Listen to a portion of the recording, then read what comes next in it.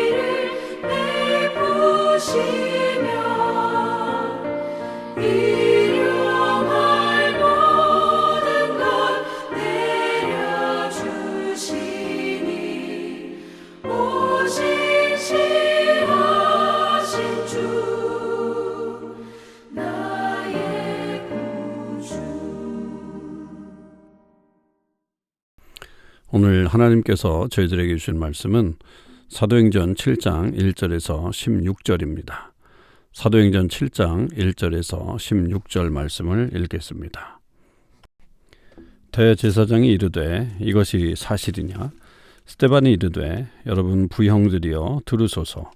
우리 조상 아브라함이 하란에 있기 전 메소포다미아에 있을 때에 영광의 하나님이 그에게 보여 이르시되 내 고향과 친척을 떠나 내가 내게 보일 땅으로 가라 하시니 아브라함이 갈대아 사람의 땅을 떠나 하란에 거하다가 그의 아버지가 죽음에 하나님이 그를 거기서 너희 지금 사는 이 땅으로 옮기셨느니라.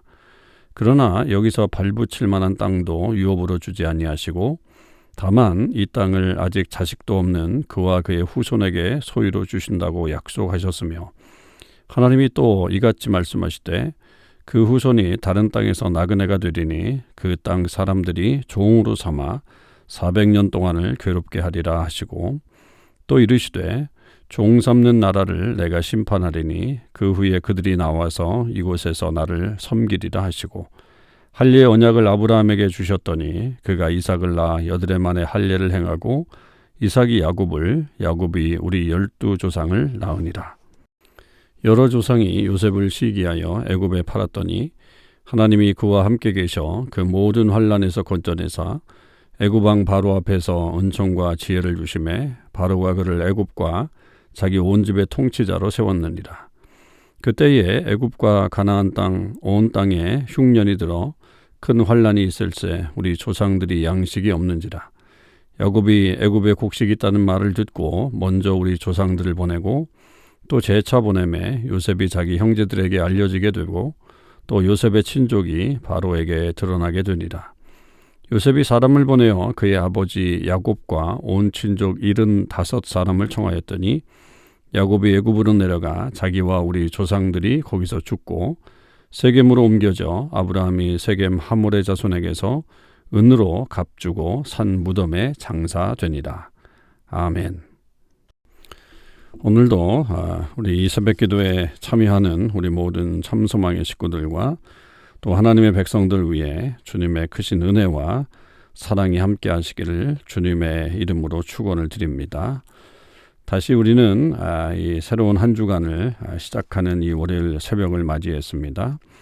이번 한 주간 또 사도행전 묵상을 통해서 하나님의 크신 은혜를 경험할 수 있기를 바랍니다. 오늘은 우리가 7장 1절에서 16절의 말씀을 묵상하게 되는데요.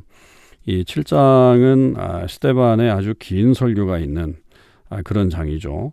사도행전에서 가장 긴 설교가 있는 그런 장입니다. 이 부분을 한 3일에 걸쳐서 우리가 나눠서 묵상하도록 그렇게 하겠습니다. 지금 이제 스데반이 예수 그리스도의 어떤 복음을 전하다가 다시 이 공회 앞에 서게 됐죠. 우리가 계속해서 이 사도행전 이 앞부분을 보면서 보고 있는 특징 중에 하나가 이 사도들이나 이 지금 7명의 집사로 임명된 이 사람들이나 다 마찬가지로 초대교회 리더십들은 이 공회에 나가는 것을 그렇게 두려워하지 않았다. 오히려 이들은 공회에 나가서 더 자세하게 복음을 증거할 수 있는 그런 기회로 삼았다라고 하는 것이 매우 특징적인 그런 요소라고 볼 수가 있겠습니다. 앞서서 베드로와 그리고 사도들의 모습에서도 그들은 이제 공회에 가서 그렇게 아무 소리도 못하고 그냥 어떤 피의자의 모습만 있는 게 아니라 오히려 담대히 복음을 증거하는 그런 모습을 살펴보았었는데 오늘 이 스데반도 역시 이 자리에 서서 그렇게 이 사람들에게 하나님의 말씀을 증거하는 것을 볼 수가 있습니다. 특별히 이 스데반의 설교를 보면 이 아브라함부터 시작을 해요. 2절에 보면 우리 조상 아브라함이 하란에 있기 전에 메소포다미아에 있을 때에 영광의 하나님이 그에게 보여. 그래서 이 영광의 하나님을 매우 중요하게 생각을 하죠.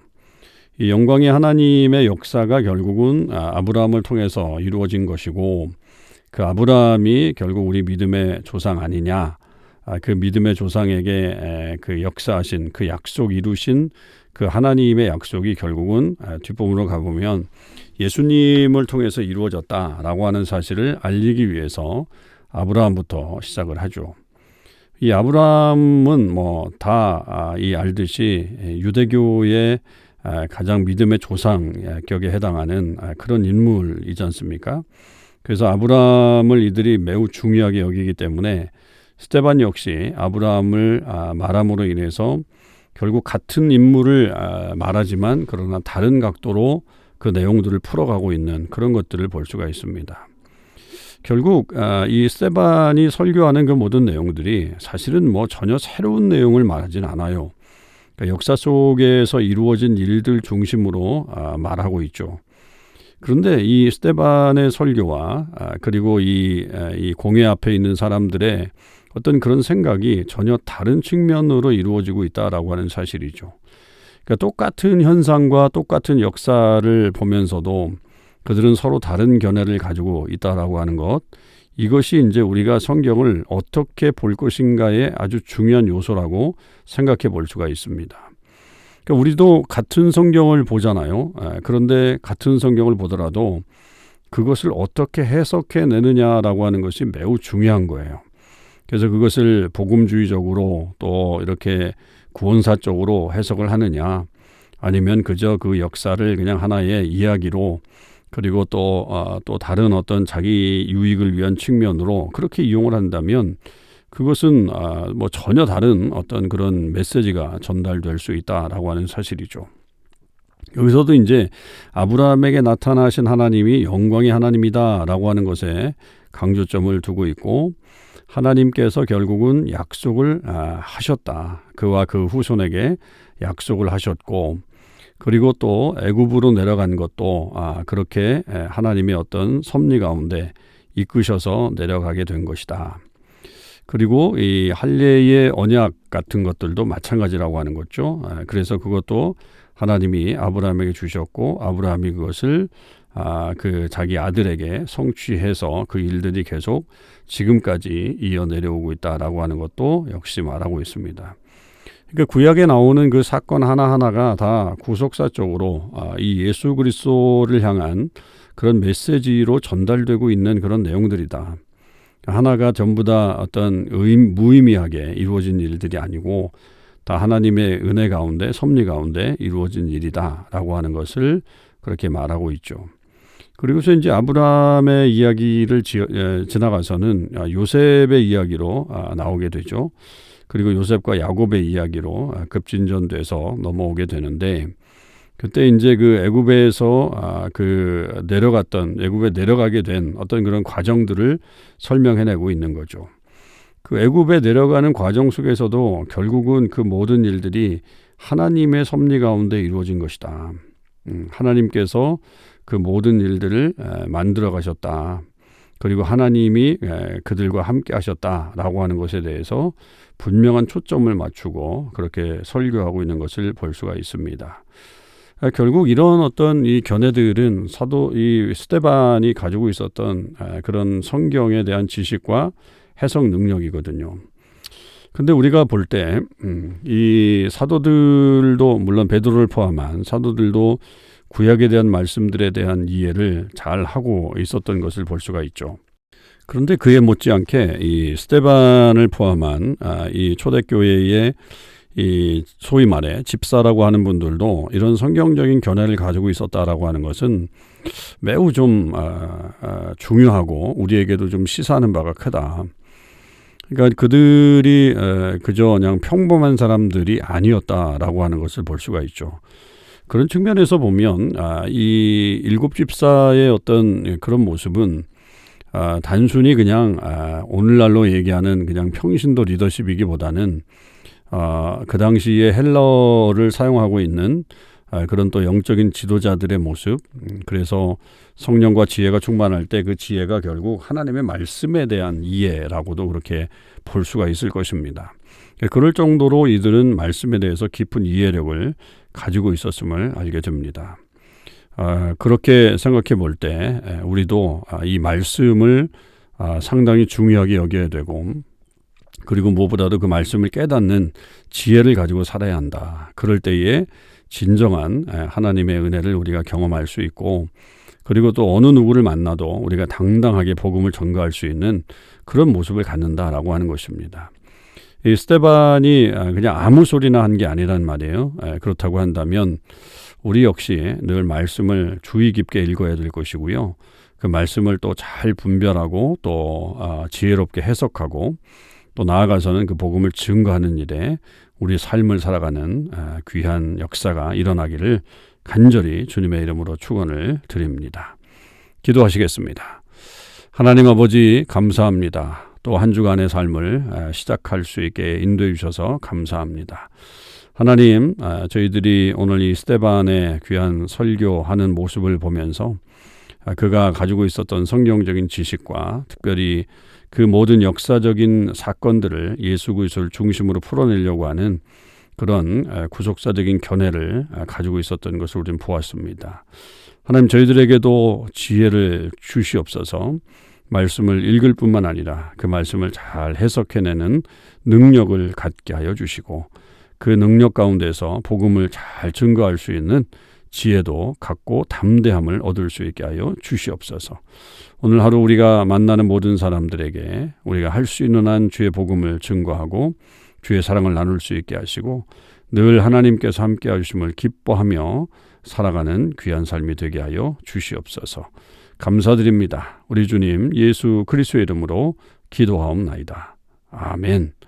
성도 여러분, 오늘 하루도 주님의 은혜 안에서 승리의 삶을 사실 수 있기를 바랍니다.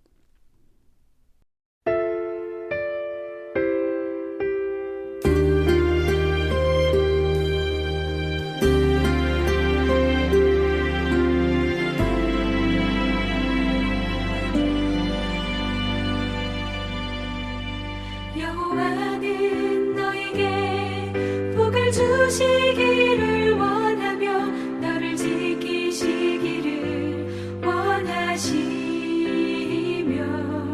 여호와는 그 얼굴을 너를 향하여 드사 은혜와 평강 주시기 원하노라. 여호와는 너에게 복을 주시